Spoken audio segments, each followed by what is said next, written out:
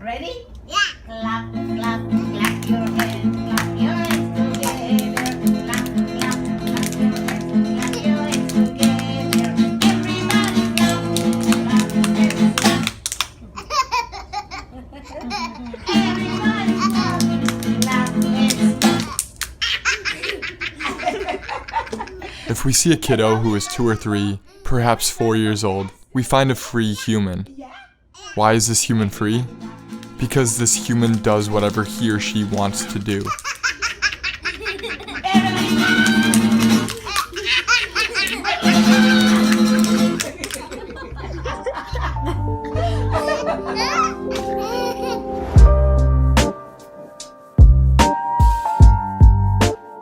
Keith Haring was an American artist whose pop and graffiti-like work grew out of the New York City street culture of the 1980s. Haring's iconic visual language was accessible, and a very good way of delivering messages and creating a dialogue with the public. His art is instantly recognizable for its simple childlike aesthetic and line drawing style. However, the themes of his work were anything but simple, often depicting life, death, war, love, and sex. Haring died of age-related complications in 1990 at the young age of 31, but throughout his life he was determined to live in the moment, a quality many lose after childhood. Haring wrote in his journal in 1986, "The reason that the baby has become my logo or signature is that it is the purest and most positive experience of human existence. Children are colorblind and still free of all the complications, greed, and hatred that will slowly be instilled in them through life." Most adults are always telling children how to think, how to behave, and what to do, but it's worth questioning. Are children empty vessels? Are humans born with value? Or do you gain value from life experience? In certain ways, Haring never grew up into maturity. He remains forever young. And one can't judge his work in the same way one judges a 50-year career. The energy, spontaneity, and optimism in his art express his essential nature. Haring believed, and his work shows us, that art should be something that liberates the soul, provokes the imagination, and encourages people to go further.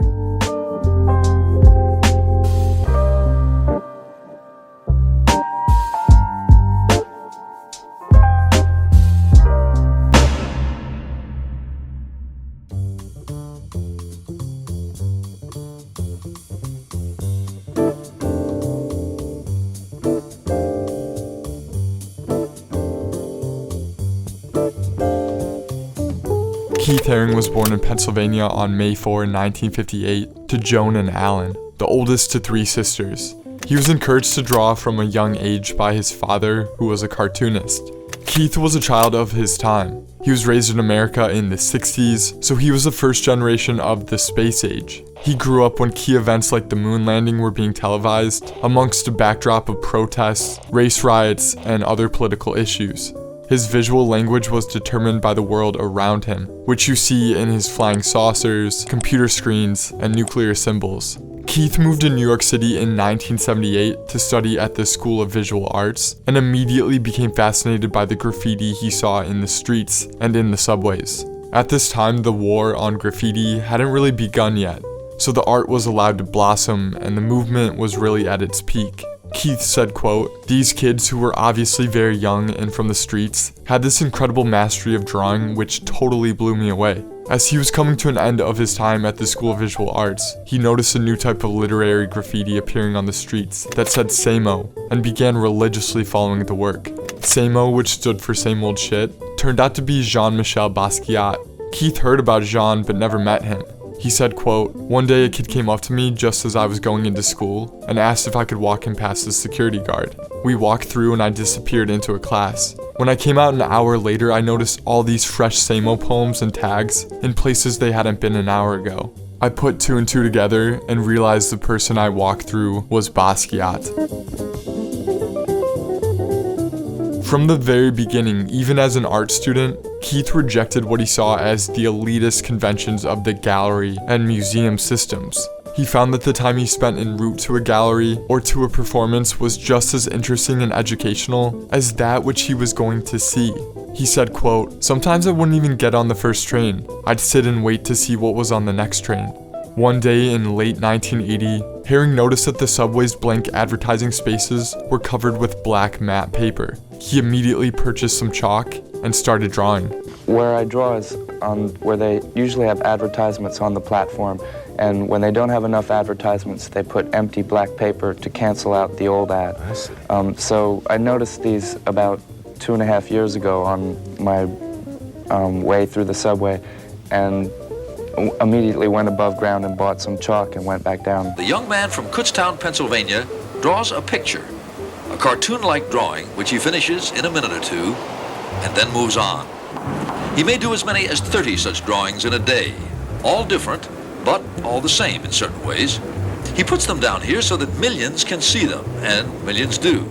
It was made for lots of people, and you don't have to know anything about art to appreciate it or to look at it. There aren't any hidden secrets or things that you're supposed to understand.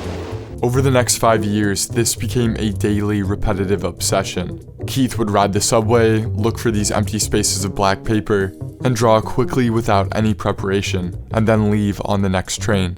By the time he was 25, Keith Herring's chalk subway drawings had made him a star.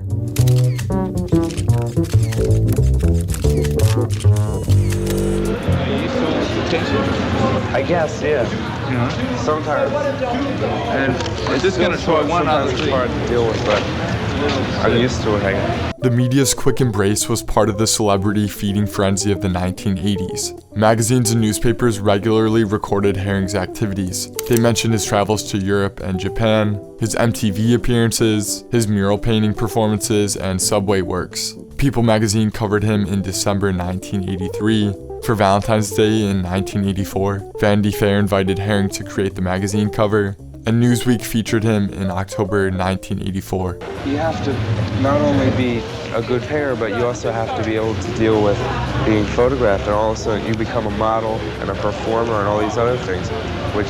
That's what you enjoy, isn't it? Well, it has nothing... I don't know. Sometimes I enjoy it, sometimes I don't, but it doesn't matter whether you enjoy it or not. You still have to do it. Really, the only things that bother me are things like questions, I guess. Because drawing, I mean, I'm comfortable drawing anytime, anywhere. Because my drawing speaks for itself. The thing I have trouble with is trying to explain things, or trying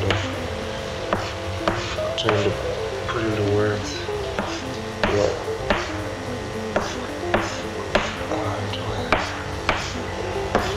or justify what I'm doing. I don't want to really disclaim anyone's idea of what it is or what it's not, because it's not really about it being right or wrong. You know, it's like anybody's idea is the right idea. Herring wrote in his journal, quote, "I think I was born an artist. I think I have a responsibility to live up to that. My contribution to the world is my ability to draw. I will draw as much as I can for as many people as I can for as long as I can." The party and club scenes of 80s New York City was one area of life where Keith found constant energy and inspiration.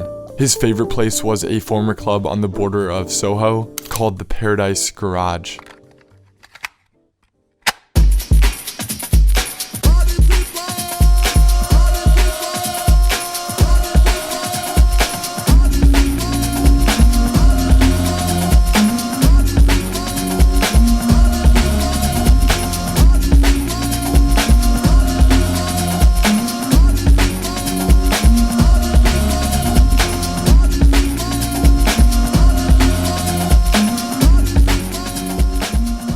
People would drop ecstasy and dance all night. It was a hypersexual place, almost like a religious experience. The garage was gay, straight, black, white, young, old, rich, and poor. It didn't matter, people were there because they loved to dance. Keith said the whole experience was very communal, very spiritual, and compared the dance house to another primal American experience, rooted in the 60s, saying, "It's the closest thing to being at a Grateful Dead concert." Herring's love of dance stems from his love of music. Whenever he was working either on the street or in his studio, music was always playing, and you can almost hear the music that infuses the visual rhythm of his work. He was a rare artist who was able to visualize sound. Party over there, party over here, party over there, party over here, party over there, party over here, party over there. party over here, party over there, party over here, party over there, party over here, party over there, party over here, party over there.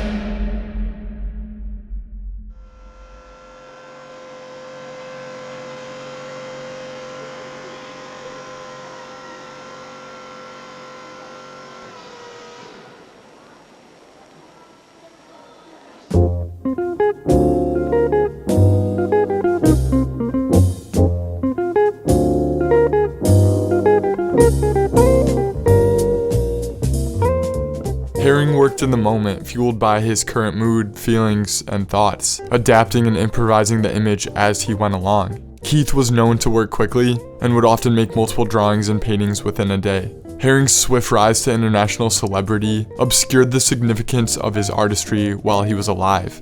Many art institutions, especially museums, didn't know how to react to his work, and neither did critics. There was a sense among the pretentious that these young artists should not be taken seriously, and Haring's likable painting style meant that his art, which was loved by the public, was not high enough for the elite. Is this spiritually, intellectually, morally forceful stuff? Is it in some way significant grappling with important issues? And I think you have to say that he thought Haring's work, while fun, no. It's fast food. Haring's art signifies a moment when high art was subsumed by popular culture. His gift was to invent a new and universal pictorial language, and he got here using inspiration from sources that include Matisse, Alechinsky, Picasso, as well as calligraphy, hieroglyphics, and Disney cartoons. He also forged a high-profile style out of everything he learned from Andy Warhol about persona. By the mid-80s, Haring couldn't do subway paintings anymore because people were stealing them and putting them up for sale. His cast of crawling, dancing, and barking creatures became so popular that he faced t-shirt and graffiti knockoffs everywhere he went. I collect some of the fake things. Every once in a while people call me up and tell me they've got a new fake thing and then send it to me. There's sneakers from Brazil. It's a shirt from Tokyo someone sent me last week. In a partial effort to stop the forgeries and to answer the culture's obvious desire for his work, Haring created the Pop Shop, a hole-in-the-wall Soho store that sold affordable t-shirts, posters, magnets, and other merchandise with his artwork. More than an attempt to generate money by commercializing his art, Haring saw the Pop Shop as a means to cut the art establishment out of the picture. He wanted the public to be able to access his real work, not just a few with enough money to be able to buy one of his paintings. So by the middle of the decade, hordes of people who never went to art galleries were wearing Haring's buttons and t-shirts, and the artist himself was moving in circles usually reserved for rock and roll heroes. Friend and fellow artist Kenny Scharf said, quote, "Keith was crucified for the Pop Shop. The art world likes to think, oh, if you're doing things in a mass commercial way, you're dumbing it down. But no, we're not dumbing things down, we're bringing people up. But the art world doesn't want to see people coming up."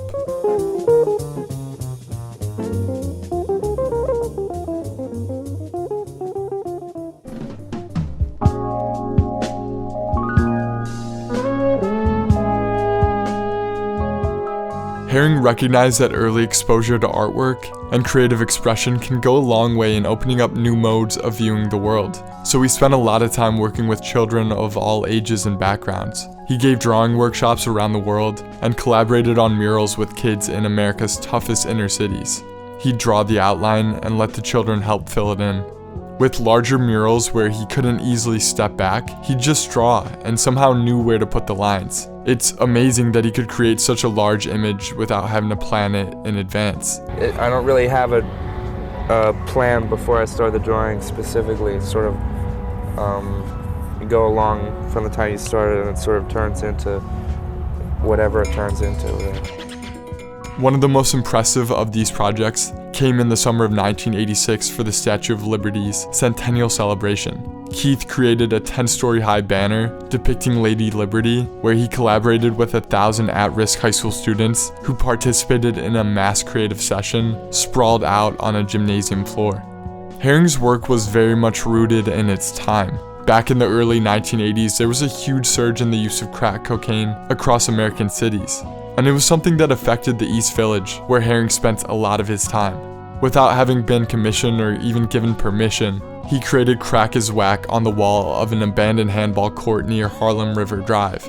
When he completed the mural, Haring was arrested for vandalism and faced potential jail time and heavy fines. Fortunately, media sources and city locals expressed their support of Haring's mural, and he avoided legal punishment, and the mural was allowed to remain standing and is still there today.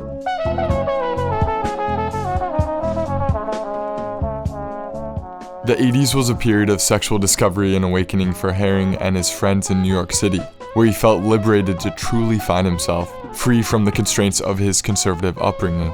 In '87, Keith wrote in his journal, quote, "I'm glad I'm different. I'm proud to be gay. I'm proud to have friends and lovers of every color." Unfortunately, this era was marred by the introduction of HIV and AIDS, words that became synonymous with fear, stigma, and death, and would cut quickly and savagely through gay communities across America and the world. AIDS, acquired immune deficiency syndrome. No one with AIDS has been cured. AIDS is now the leading cause of death among young people in this country.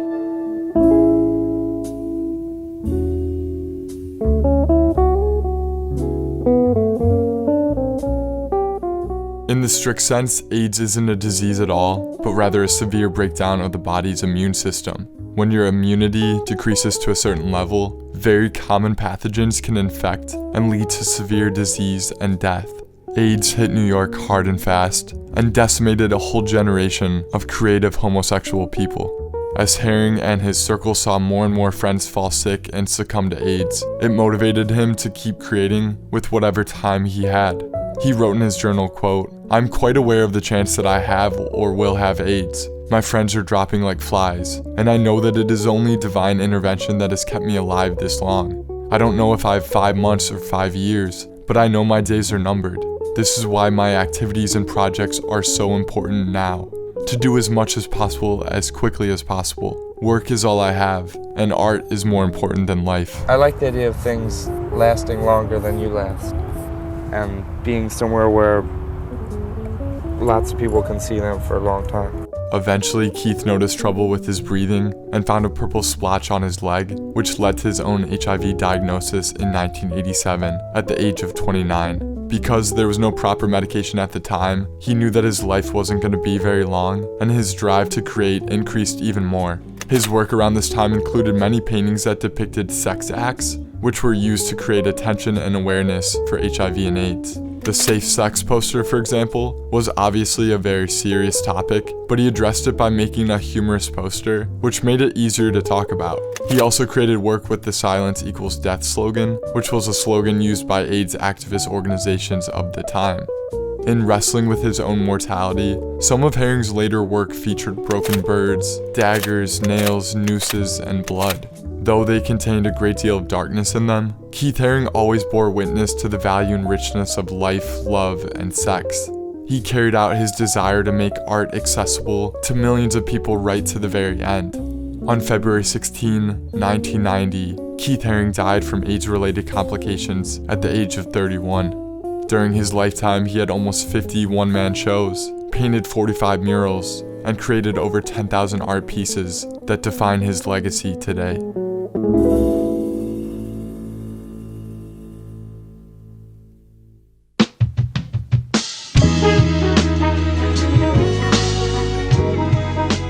Though he died over 30 years ago, it feels like Keith Haring is still alive. His art is everywhere, from seeing him on my Instagram feed, to Uniqlo hoodies and t-shirts, to pins, playing cards, and stickers. The radiant baby, barking dog, dancer, and three-eyed smiling face pop up all over the place. And whenever I see these simple, cheerful tags, I always think Keith was here. That universal quality that draws us to his work leads some to think that his art is superficial and easy to achieve, but it isn't. Keith Haring was public-minded. His art faced outwards. He wanted to inform, to start a conversation, to question authority and convention, and to represent the oppressed. Those cute figures are actually political. And today, Haring paintings sell for millions of dollars. In 2016, Sotheby's sold The Last Rainforest, which he painted in 1989 for $5.5 million. His 1988 painting Silence Equals Death sold at Christie's in New York in May 2019 for $5.6 million. And his 1982 Untitled piece sold for $6.5 million at a 2017 Sotheby's auction in New York, setting a new record for the artist. there's a renewed interest in the artistic era in which Haring operated.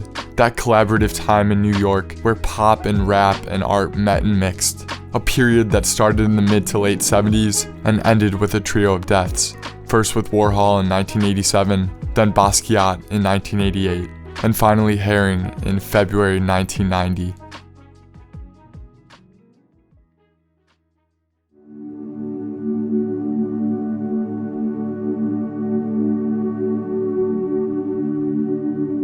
I think the real you is still a little child who never grew up. Sometimes that little child comes out when you're having fun, or playing, when you feel happy, when you're drawing or writing poetry, or playing the guitar, or expressing yourself in some way. These are the happiest moments of your life, when the real you comes out, when you don't care about the past and you don't worry about the future. You are childlike. If a child draws a painting, it's because they want to draw a painting, not because they think it will sell or get likes. I think we're only awarded this kind of freedom until about the first grade. Then teachers start telling us which art gets a good grade. That's when they say, nope, human skin is not green, Mindy, so she gets a bad grade. But what if you let that kid draw a person with green skin? She'd probably grow up to be super imaginative. In Kanye West's epic song, Power, he raps, I just needed time alone with my own thoughts. Got treasures in my mind but couldn't open up my own vault. My childlike creativity, purity, and honesty is honestly being crowded by these grown thoughts. Reality is catching up with me, taking my inner child, I'm fighting for custody. In these verses, Kanye understands he'd be more talented if he could get back to his childlike creativity without all the distractions and expectations. He wants to be pure, but he can't get back, and ultimately wrestles with killing himself. I think the less you know about the world, the more creative you are. Kids are more original than adults because they're not yet filled with cliches or boundaries. And Keith Haring understood this. In 1986, he wrote, quote, "Children know something that most people have forgotten. Children possess a fascination with their everyday existence that is very special and would be very helpful to adults if they could learn to understand and respect it. I am now 28 years old on the outside and nearly 12 years old on the inside. I always want to stay 12 years old on the inside."